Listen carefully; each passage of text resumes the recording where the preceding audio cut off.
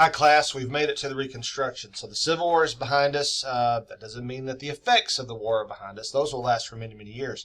But we need to get into Chapter 15, the Reconstruction. And we're going to explore this transformative period, reshaping things, specifically political, social, and economic landscape in America. And so we're going to look at some of the key vocabulary as we move through this as well. So let's get started.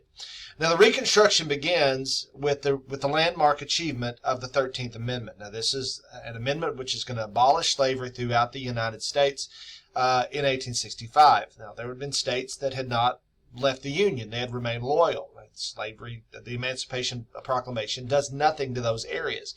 This officially ends slavery in the United States.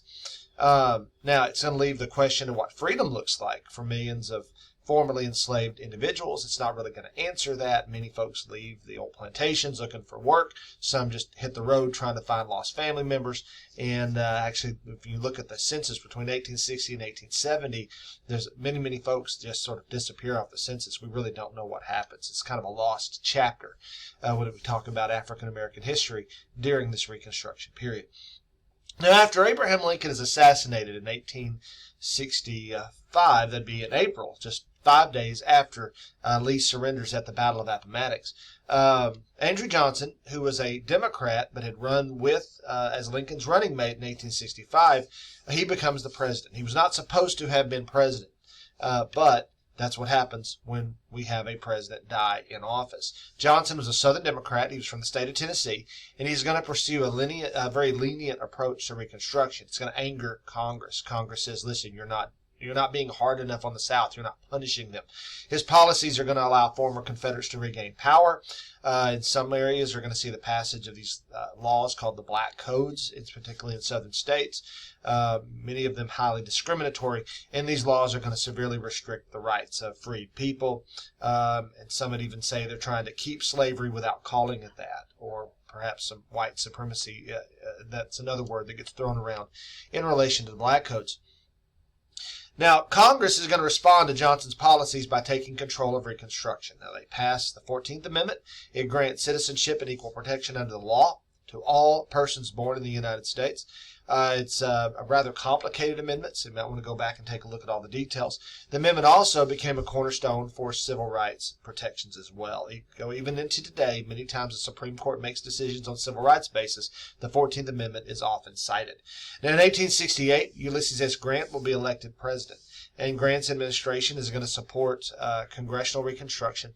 They use federal power to protect African American rights, and this era is also going to see significant gains, including the rise of black office holders. About 2,000 African Americans are going to hold public office during the Reconstruction, from local positions all the way up to Congress and the United States Senate.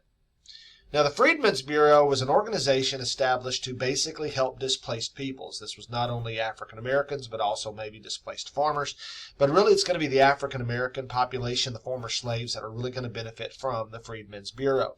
And at first, their role is to help these individuals transition into freedom, usually with supplies. So that we've got surplus uniforms from the military. Well, let's get some clothes to these individuals.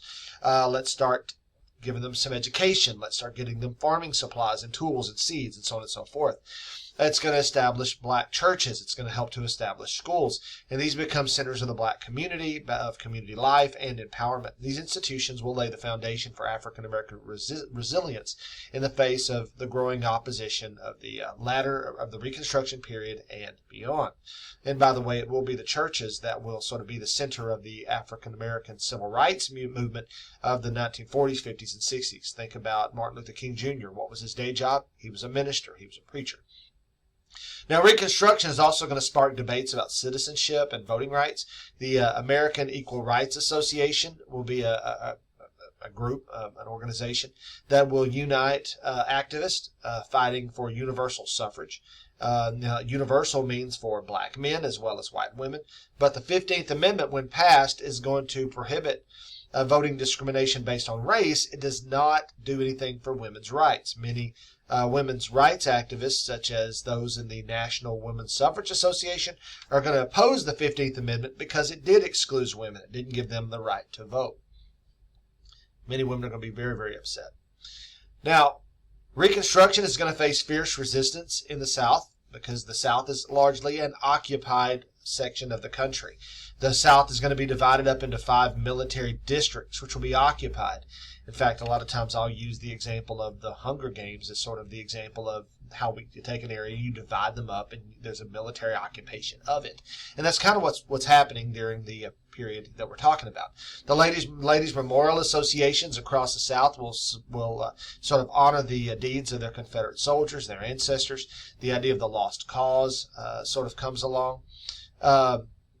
Racial violence is also going to spring up when you have some very disgruntled and dissatisfied individuals throughout the South. Groups like the Ku Klux Klan and others are going to rise up with the idea of preventing African American voting, but also to run Republicans out of the South, because the Democrats in the South pretty much have been excluded in the right to vote. And so who are groups like the Ku Klux Klan going for? Well, they're going for African American voters, and they are also going for Republicans, trying to drive them out or to limit their power. Again, the Reconstruction period there's a lot going on here. Now, the violence was going to be a part of a broader effort to undermine Reconstruction and sort of to restore sort of the status quo. Now, despite these challenges, African Americans are going to found black towns. You're going to see thriving communities built, and these towns are going to symbolize the promise and freedom and self-determination. Now, economically, the South is going to transform during the Reconstruction. Many freed people become trapped in sharecropping, because this is the way I describe it to my classes face-to-face. There's no money to pay labor in the South. There's not. Where's the money tied up? Well, a huge amount of the money was tied up in the ownership of slaves. Well, there was no money there was no reimbursement when slavery ended. That's just money that you no longer have access to, or your money's tied up in your land, or your money's tied up in your house. Most individuals are cash poor. You don't have a big bank account where you can open it up and pay people to now do the work on the farm that needs to be done. And you're talking about thousands of acres in some cases. You know, me and a son and a few daughters and my wife are not going to be able to farm all of this land. You got to come up with a new system, and nobody really knows what a good system is going to look like. Sharecropping kind of rises up out of necessity, and it's certainly not going to be an optimal situation. But what do you do? Sharecropping is a system where land is farmed. It's usually owned by whites. These are usually the big plantations broken up into smaller parcels, and individuals will live on the land, farm the land, and will pay a portion of their crop, a share, for their yearly rent. Now, this doesn't only involve African American farmers. You got a lot of white farmers that are caught up in sharecropping as well. So who owns the land? Well, the former plantation owners. Who farms it? Individuals that don't have land of their own. How do they pay for it? They pay with a share of their crop. That's where the name gets its name. Well, here's where it becomes problematic. At the end of the season, if the rain doesn't fall, or too much rain comes down, or the price of the crop drops, like will happen to cotton in the years after the war, well, you fall farther and farther in debt. You've got to pay a larger share the following year. It's also a risky business. So if you've got to buy crops, buy seeds or whatever, or shoes or whatever from the local dry goods store or general store, the truth of the matter is a high interest rate will probably be charged on you, and you've got to pay that back after the crop is collected at harvest. So again, not a perfect system, and it will remain in place well into World War II in some places in the South. Now, the North is also going to push for Republican economic policies to start to try to modernize the South, focusing on infrastructure, try to bring industry down. However, these efforts will be disrupted in 1873 when an economic depression hits the United States. And it's a severe economic downturn. There's a lot of causes for it. There's gold speculation, stuff like that happening here. And it's going to weaken Northern support for Reconstruction. Folks in the North finally start to say, let the South alone. Just let them do their thing. We want nothing more to do with it. And eventually that's what ends Reconstruction, around 1877, 1878. Now, by the mid-1870s, Southern Democrats, known as Redeemers, are going to start to regain control of Southern state governments.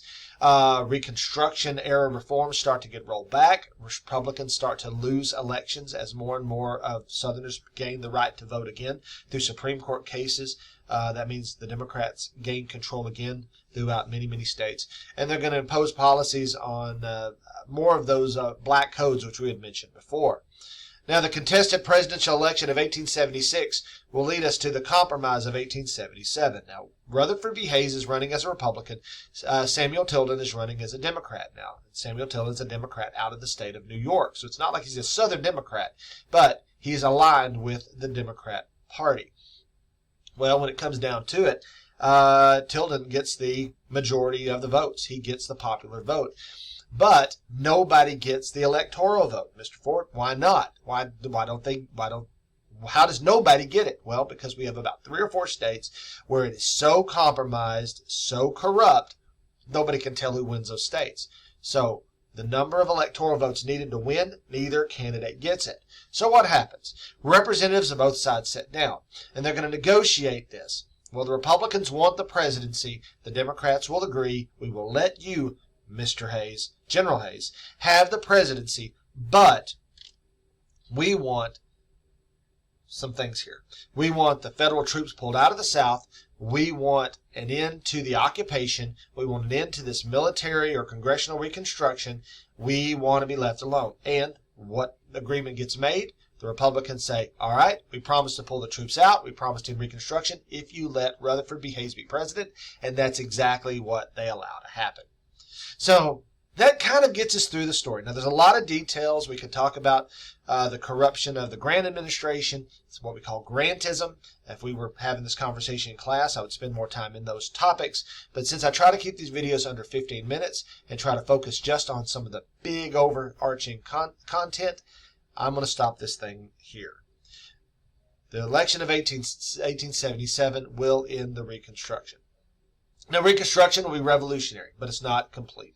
It's going to abolish slavery. It's going to advance civil rights in theory, but it's going to take a while for this story to work itself out. So if you stick around in History 1302 throughout the rest of the 1800s and the early 1900s, you'll see more of this story, and the legacy of Reconstruction will continue. All right, guys, I hope you have enjoyed this series of videos that pretty much take us through History 1301. I will later on go back and revisit these, maybe hit some of the high points. But for now, hopefully this is enough of a conversation to get you prepared to understand the big picture as you enter into your exams, as you head toward your final exams, for those of you taking classes or those that are just learning on the internet. Take care, and I'll see you down the road. Good luck on any exams that you may have.